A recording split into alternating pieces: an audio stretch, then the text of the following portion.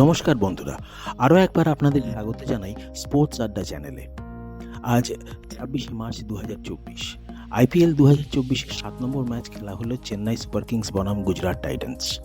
খেলাটা হয়েছিল চেন্নাইয়ের এম.এ. চিদম্বরম স্টেডিয়ামে, তাই সিএসকে হোম অ্যাডভান্টেজে ছিল।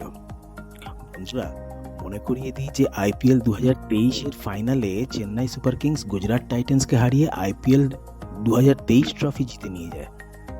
এটা ছিল সিএসকের পঞ্চম জয়।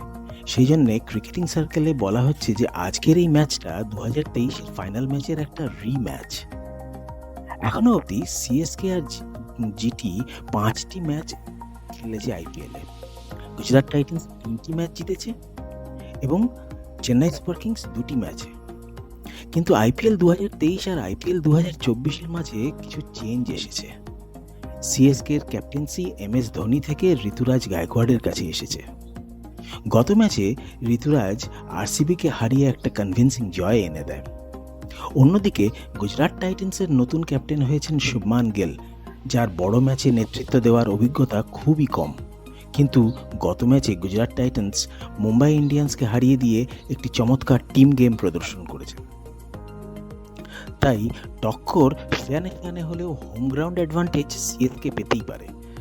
আসুন বন্ধুরা, এবার ম্যাচটা কীরকম ছিল সেই কথা বলি। গুজরাট টাইটান্স টস জিতে এবং ফিল্ডিং করার সিদ্ধান্ত নেয়। সিএসকের হয়ে ওপেন করতে আসে ঋতুরাজ এবং রচিন রবীন্দ্রা। গুজরাট টাইটান্সের হয়ে ওভার শুরু করেন আজমাতুল্লাহ ওমরজাই। প্রথম ওভারেই এই ঋতুরাজ এর ব্যাটের কানায় লেগে ক্যাচ ওঠে, কিন্তু সাই কিশোর সেটা ধরতে ব্যর্থ হন। এটাকে কিন্তু আমি খুব ইম্পর্ট্যান্ট বলে মনে করি। পরে ঋতুরাজ একটি ওভার বাউন্ডারি এবং 5টি বাউন্ডারি মেরে ৩৬ বলে ৪৬ রান করে আউট হন।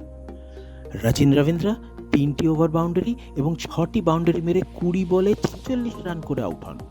শিবম দুবে এর এক অনবদ্য হাফ সেঞ্চুরি, তিনি ২৩ বলে 5টি বাউন্ডারি ও 2টি বাউন্ডারি মেরে ৫১ রান করেন।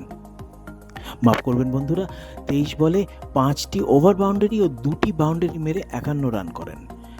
সিএসকে টোটাল স্কোর 6টি উইকেটে হারিয়ে মোট ২০৬ রান। গুজরাট টাইটান্সকে এই ম্যাচ জেতার জন্য ২০৭ রানের টার্গেট থাকে। আজ গুজরাট টাইটান্স বোলাররা খুব এক্সপেন্সিভ হয়ে ওঠেন। আজমাতুল্লাহ ৩ ওভারে ৩০ রান দেন, রশিদ খান ৪ ওভারে ৪৯ রান দেন, মোহিত শর্মা ৪ ওভারে ৩৬ রান দেন, স্পেন্সার জনসন ৪ ওভারে ৩৫ এবং উমেশ যাদব ২ ওভারে ২৭ রান দেন। এরপর শুরু হয় গুজরাট টাইটান্সের ব্যাটিং। কারোরই কোনো উল্লেখযোগ্য স্কোর তৈরি হয়নি।